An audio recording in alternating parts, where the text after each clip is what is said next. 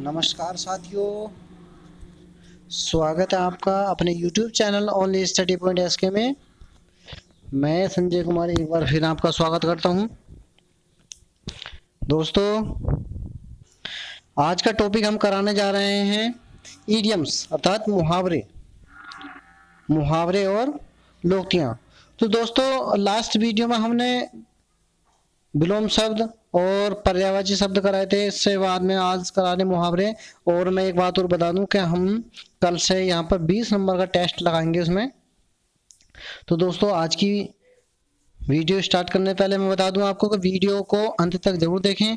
और दोस्तों, जिन दोस्तों ने चैनल को सब्सक्राइब नहीं किया है तो दोस्तों सब्सक्राइब करें और शेयर करें। तो लीजिएगा, स्टार्ट करते हैं।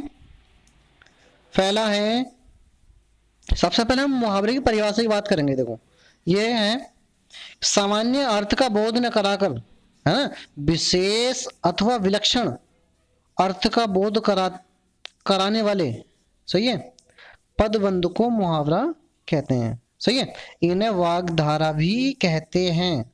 उस ऑप्शन में आ जाता है कि मुहावरे को क्या कहते हैं, कि इन्हें वाग्धारा भी कहते हैं। क्लियर है। उससे बाद में यानी उदाहरण दिया जाए, अक्ल पर पत्थर पड़ना, ये लिखा हुआ अक्ल पर पत्थर पड़ना, सही है, यानी अपनी नींद सोना। अक्ल पर पत्थर पड़ने मुहावरे का मतलब है, यानी अर्थ होता है अपनी नींद सोना। ठीक है दोस्तों, अब देखो इसकी कुछ विशेषताएं हैं। देखो, पहली पढ़ लें हम मुहावरे की। क्या है कि मुहावरे के प्रयोग से वाक्य में व्यंग्यार्थ उत्पन्न होता है। सही है, क्या होता है, व्यंग्यार्थ उत्पन्न होता है। ठीक, ओके दोस्तों।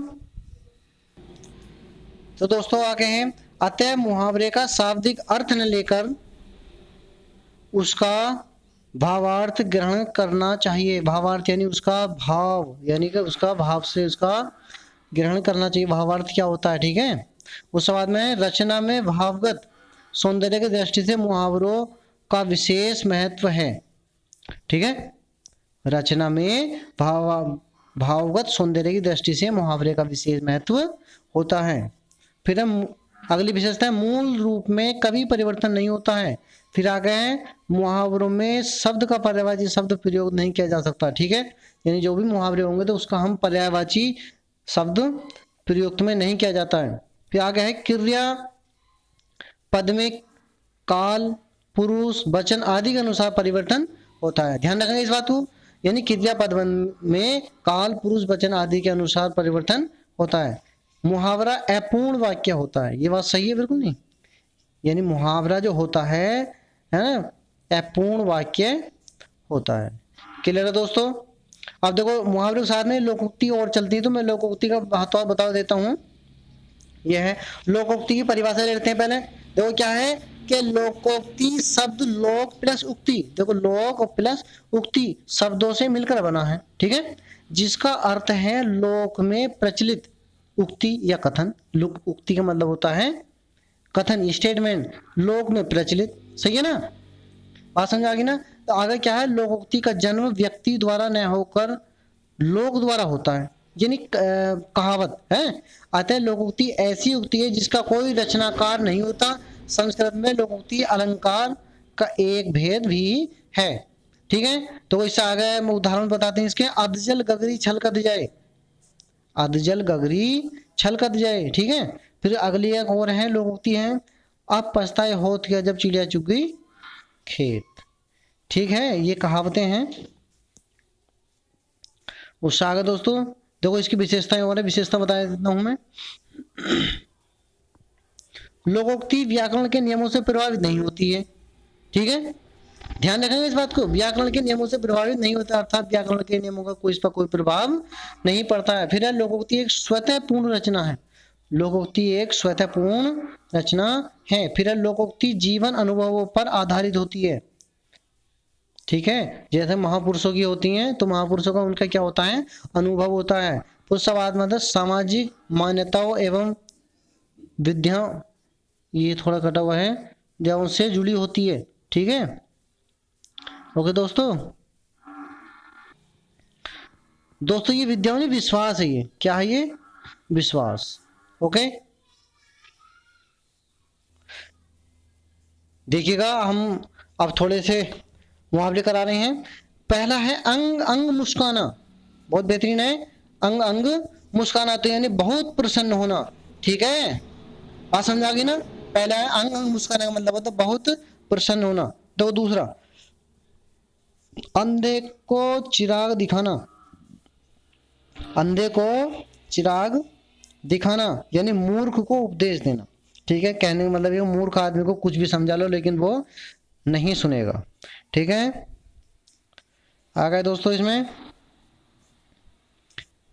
फिर अक्षर से भेंट न होना, अक्षर से भेंट न होना।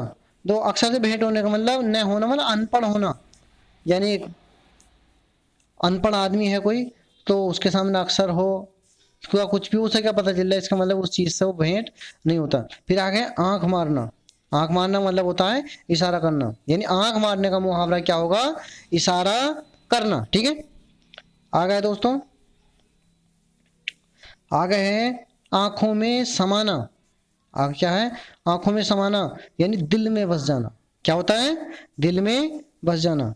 फिर अगला है आंखों का पानी ढलना, आंखों का पानी ढलना यानी कि इसका मतलब निर्लज्ज बन जाना, क्या होता है, निर्लज्ज बन जाना, ठीक है। फिर आगे में उससे आगे है बाएं हाथ का खेल, बाएं हाथ का खेल यानी बहुत सरल काम, बाएं हाथ खेल का मतलब होता है कि बहुत सरल काम, ठीक है। फिर अब भैंस के आगे बीन बजाना, देखो ये कई बार आ चुका है, भैंस के आगे बीन बजाना, बजाना यानी इसका मतलब क्या है कि मूर्ख आदमी को उपदेश देना, क्या है कि मूर्ख आदमी को उपदेश देना, ठीक है दोस्तों। आगे आ गया फूला न समाना, फूला ने समाना यानी अत्यधिक खुश होना, बहुत खुश हो जाना, जब मतलब ऐसा मान के चलो किसी की जॉब लग जाती है तो बहुत खुश हो जाता है, अर्थात फूला ने समाता है, ठीक है। उससे आगे आता है पांचों उंगलियां घी में होना, पांचों उंगलियां घी में होना अर्थात सब ओर से, या सब ओर से लाभ होना, यह कह सकते हैं कि चारों तरफ से लाभ ही लाभ होना, ठीक है। इससे आगे चलते हैं।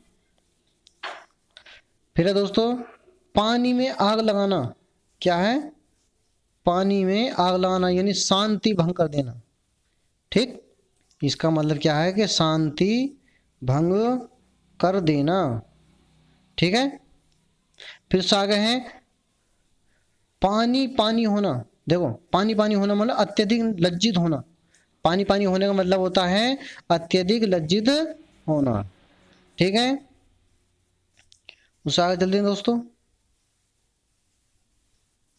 यह है पांव उखड़ना, पांव उखड़ना, पांव उखड़ने का मतलब होता है यानी इसका मुहावरा क्या हो जाएगा, अर्थ इसका हार कर भाग जाना, क्या हो जाएगा, हार कर भाग जाना। फिर अब पगड़ी उछालना, अगला क्या है, पगड़ी उछालना, पगड़ी उछालने का मतलब बेइज्जत करना, क्या दोस्तों, पगड़ी उछालने का मुहावरा क्या हो जाएगा, बेइज्जत, बेइज्जत करना, ठीक है।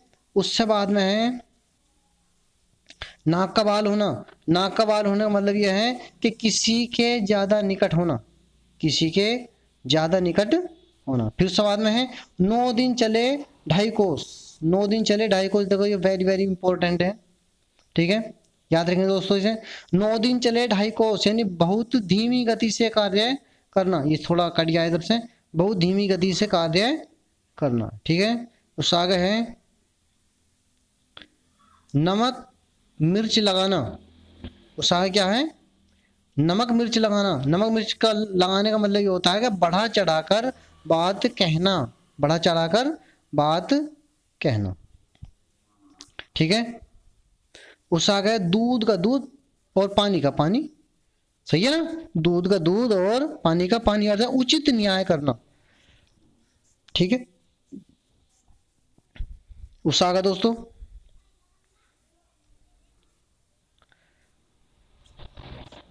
इस आगे है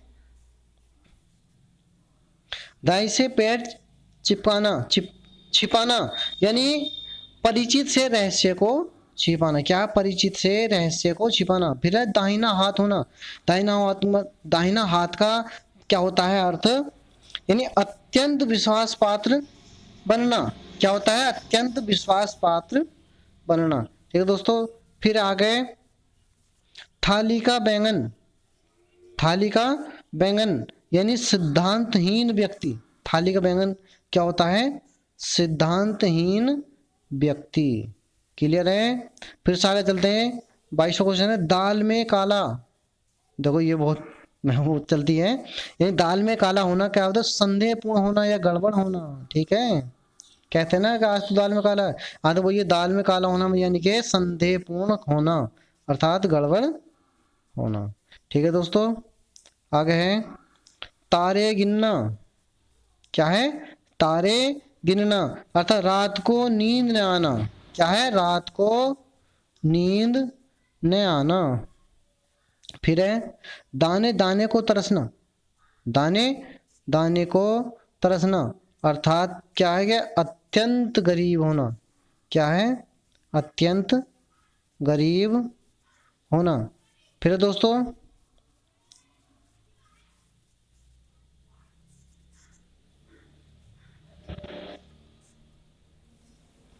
तेल की कचौड़ियों पर गवाही देना। तेल की कचौड़ियों पर गवाही देना अर्थात सस्ते में काम करना। क्या कह दिया? कि सस्ते में काम करना। ठीक है, फिर है टेढ़ी खीर। टेढ़ी खीर का मतलब होता है कठिन कार्य। ध्यान रखेंगे, टेढ़ी खीर का मतलब होता है यानी टेढ़ी खीर का मुहावरे का अर्थ होता है कठिन काम। सही है, उससे बाद में चलते हैं।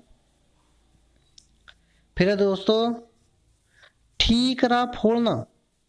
ठीकरा फोड़ने का मतलब होता है दोष लगाना। क्या होता है? दोष लगाना। फिर आता है ढपोर शंख होना। ढपोर शंख होना देखो क्या होता है इसमें कि झूठा व्यक्ति या गप्पी आदमी कहते हैं ना, ये मतलब फट फेंकता है ना, तो ये गप्पी आदमी का मतलब होता है यानी कि झूठा व्यक्ति। ठीक है दोस्तों, उससे आगे चलते हैं। उससे आगे है तेली का बैल होना। क्या होता है? तेली का बैल होना यानी हर समय काम में लगे रहना। क्या है? कि हर समय काम में लगे रहना। फिर सवाल में चलता है जूतियों में दाल बांटना। जूतियों में दाल बांटना अर्थात लड़ाई झगड़ा हो जाना। ठीक है ना? क्या हो जाएगा इसका? तो इसका लड़ाई झगड़ा हो जाना। ठीक है, आगे चलते हैं दोस्तों। आगे है कि देखो कलाई खुलना। कलाई खुलना मुहावरे का अर्थ होता है भेद प्रकट होना। क्या होता है? भेद प्रकट होना। फिर उसके बाद में कलम तोड़ना। फिर क्या? कलम तोड़ना। कलम तोड़ना मतलब खूब लिखना या कहते हैं अनूठी उक्ति लिखना, स्टेटमेंट लिखना, कथन लिखना। ठीक है ना? उसके बाद में आता है अनुपम रचना। अनुपम रचना करना। सही है, यानी कलम तोड़ना का हो गया, एक खूब लिखना हो गया, अनूठी उक्ति लिखना हो गया, एक अनुपम रचना करना, ये बिल्कुल सबसे अजीब यानी सबसे अलग रचना करना। फिर उसके बाद में आता अगला मुहावरा है कलेजा फटना। कलेजा फटना का मतलब है दिल पर बेहद चोट पहुंचना। दिल पर बेहद चोट पहुंचना। उसके बाद में करवटे बदलना। क्या आता है? करवटे बदलना। करवटे बदलना का मतलब है बेचैन रहना। क्या होना? बेचैन रहना। फिर अच्छा आ गए हैं कांटा बिछाना। कांटा बिछाने ना अड़चन डालना। क्या होता है? अड़चन डालना। ठीक है, फिर है काला अक्षर भैंस बराबर। ये VBI है, कई बार एग्जाम में पूछा जा चुका है। काला अक्षर भैंस बराबर होना यानी अनपढ़ होना या कहते हैं निरा मूर्ख, बिल्कुल मूर्ख व्यक्ति। फिर साथ में कांटे बोना। कांटे बोना का क्या होता है? बुराई करना। कांटे बोना का अर्थ होता है बुराई करना। फिर है कांटों में घसीटना। कांटों में घसीटना अर्थात संकट में डालना। ठीक, उसके बाद मतलब कमर बांधना। देखो आगे है कमर बांधना। कमर बांधना है कमर कसना। इसका मतलब दृढ़ संकल्प करना यानी घनी यानी घनघोर यानी कठिन संकल्प या दृढ़ संकल्प करना। फिर सामने काठ मार जाना। काठ मार जाना अर्थ है स्तब्ध हो जाना, बिल्कुल बिल्कुल स्तब्ध का मतलब बिल्कुल खड़े के खड़े रह जाना, समझ गए ना। फिर समझना काम तमाम करना, यानी मार डालना या खत्म करना। काम तमाम करने का मतलब होता है इस मुहावरे का मार डालना या खत्म करना। फिर है किनारा करना, किनारा का मतलब अलग होना, किनारे का क्या होता है, अलग होना। तो दोस्तों आज के लिए इतना ही काफ़ी है।